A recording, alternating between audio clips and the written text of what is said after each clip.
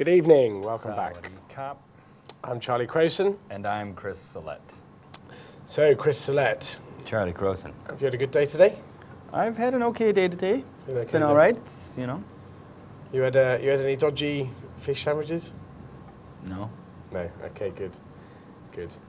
I think that the weather's been picking up quite a lot over the last, perhaps the last 2 or 3 days, and maybe the rains have disappeared and maybe the good weather's back. But today in particular was hot, pretty roasting, yeah. But on a note, recently there were 3 very large solar flares that were captured by, what is it, the SOHO telescope or whatever it is. And that could be accounting for why it just suddenly got really hot all of a sudden. A conspiracy theory, and you had it here first. It's not a conspiracy theory. It's a telescope that watches the sun, and big things went... Solar flares. Okay, well, we shall move on with our first piece of news this evening. A headman of Mao Ta district in Lampang province is inspecting damages in 3 sub-districts caused by summer storms yesterday. Over 100 houses and a school have been damaged. Mr. Surapan Trimongkong, the headman of Mao Ta district in Lampang province, is inspecting damages in 3 sub-districts caused by summer storms that happened yesterday. Over 10 houses in Tambon Huasua, Namjo and Patana were destroyed by the severe winds. Furthermore, some crashed electricity posts and trusses resulted in electricity shortages for nearly 6 hours. In Tambon Namjo, Ban Mer Pung School was hit by the storm. Its trees and main building were damaged.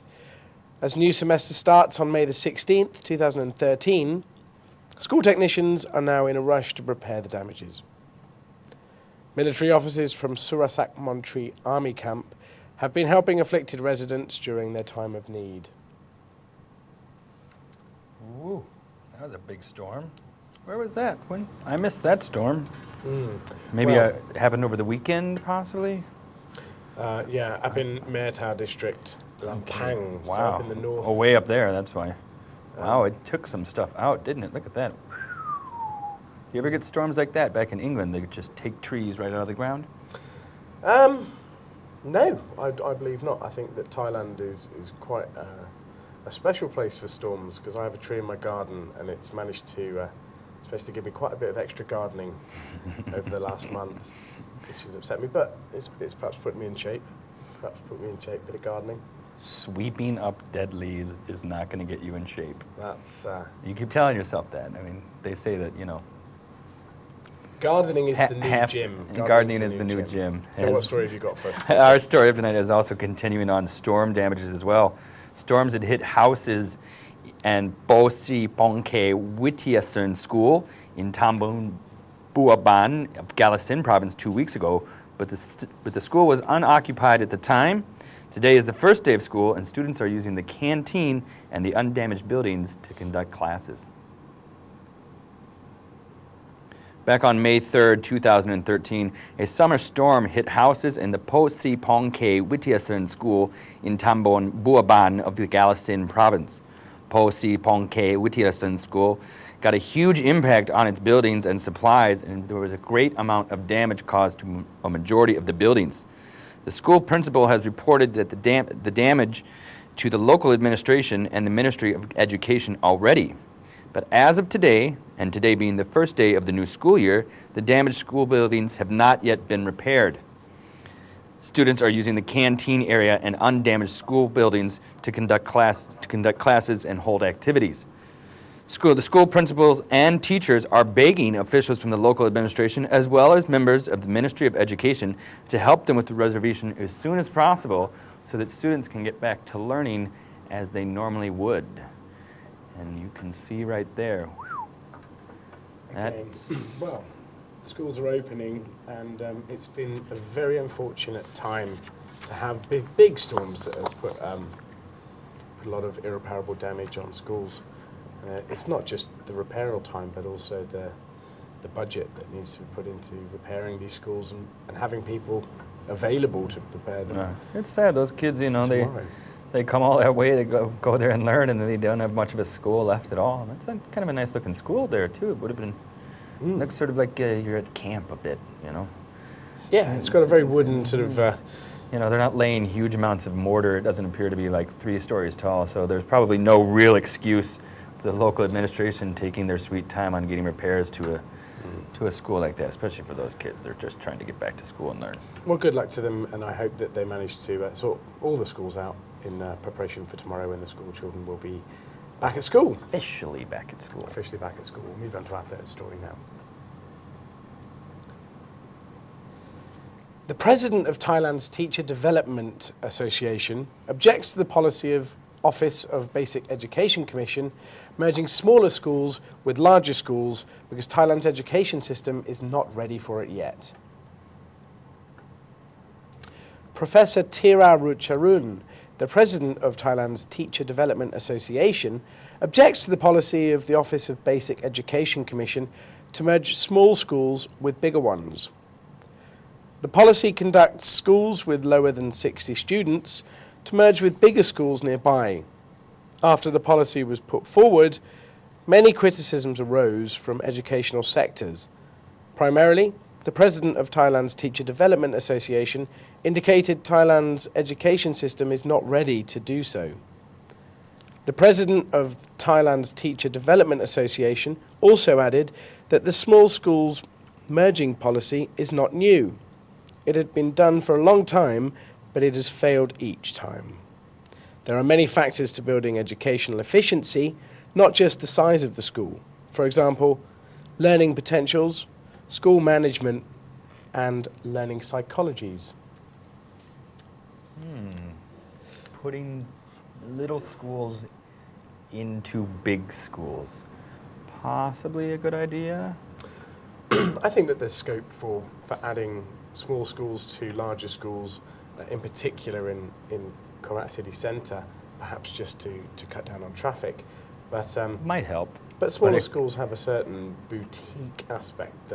Boutique aspect. It's a buzzword at the moment. Well, I can tell you, as somebody who did in high school and in my primary and Madhyam years, I went to schools that were quite large, and a lot of times the smaller schools the students tend to get a little bit more attention from the teachers just because they have less students to sort of like handle and worry about. So it can be I think it can be one of those double-edged swords. Yeah, it could be beneficial, but it could also have some drawbacks as well.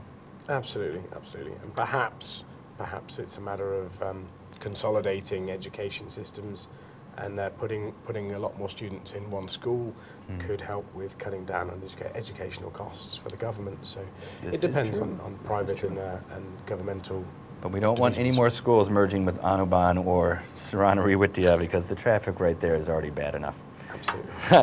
Our next story up tonight comes to us regarding Nakhon Ratchasima's community development. Nakhon Ratchasima Province organized a training seminar for Community Commitment Potentiality Development Program to enhance strength, unity, and harmony among local communities. Mr. Papas Raksasup, a deputy of Nakhon Ratchasima Province, was presided in the opening ceremony for a training seminar for Community Commitment Potentiality Development Program. The training seminar saw a total of 1,100 citizens in attendance, which focused on 3 different aspects of community development. The training was held at Prim Tila Sulanon Meeting Hall. The seminar for Community Potentiality Development Program was set up to enhance strength, unity, and harmony of local communities. Those who took part in the training seminar will be able to apply what they learned during the training to offer benefits for the citizens of their local community. The training seminar started today and will last until May 17th, 2013.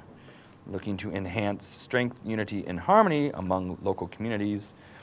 In this training seminar, you can see there's quite a lot of, they are just local citizens that were concerned with what goes on in their local communities, looking to find ways to help each other. And we hope it becomes quite a success. It's nice to see a big crowd and a big turnout for community-based activities. Indeed. And perhaps they could do with having a clown there or some sort of Yeah, it never really further looks a bit entertainment to sort of really, lighten the really mood, maybe. serious. And when you're talking about strength, unity, and harmony, you'd think more people might be smiling a little bit about it. Absolutely. We'll take a short break right now, and we'll be back just after these adverts.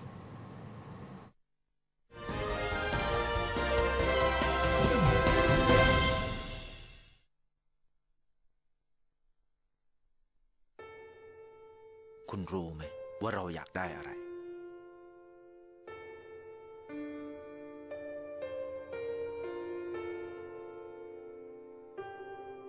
เราอยากได้นักการเมืองที่ไม่โกง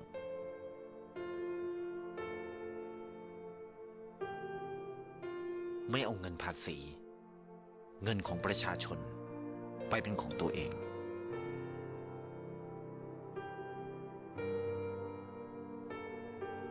เราอยากได้ข้าราชการที่ไม่สมคบคิดกับนักธุรกิจแล้วมาเอาเปรียบประชาชนเราอยากได้คนที่มีความละอายต่อความชั่ว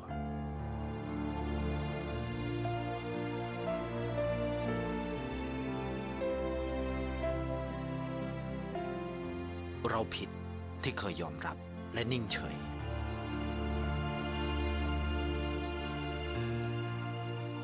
ต่อไปนี้เราจะยืนอยู่บนความถูกต้องเราจะไม่ยอมรับการโกงทุกรูปแบบ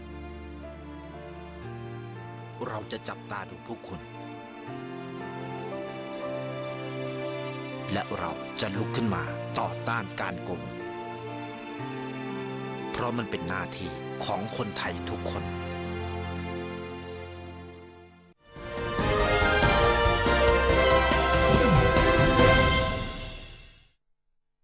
Welcome back. Again. We'll move straight on to our fifth piece of news for this evening. Nakhon Ratchasima's municipality and Nakhon Ratchasima's office for the Department of Public Health are implementing mosquito spray in Nakhon Ratchasima's municipality area. This has been done to prevent a breakout of dengue fever. At Nakhon Ratchasima's government housing project this morning, Nakhon Ratchasima's municipality and Nakhon Ratchasima's office of the Department of Public Health are implementing mosquito spray to prevent dengue fever. Because it has been raining for the past 2 days, mosquito spray should limit an outbreak in dengue fever. Mr. Utorn Ngam Sawang, the president of Nakhon Ratchasima's Office of Department of Public Health, said that many citizens are living in Nakhon Ratchasima or in the Nakhon Ratchasima government housing project, and the area has many trees and forests, so spraying mosquito repellent can prevent citizens from contracting dengue fever, especially via daytime mosquitoes. However, Nakhon Ratchasima's Office for the Department of Public Health also educated residents about what to do to protect themselves from dengue fever. Residents should take care of themselves as well as their children. Young children contract the disease easily, so they should cover up where possible. If a person has a high fever for between 2 to 7 days and red dots appear on his or her skin, they should see a doctor immediately. Ew. Yeah, dengue fever is nothing fun at all. Have you ever been around when they spray those things there, Charlie? They come around and do the mosquito spraying? Do they ever do that around where you live? Mozzie spraying? This is in Korat they've been spraying, is it all? Yeah, this is Nakhon But Ratchasima. you've seen it previously? Yeah, I've seen it in previous years as well. They do it a lot of times in the big markets. Like, what's the one near the bus station?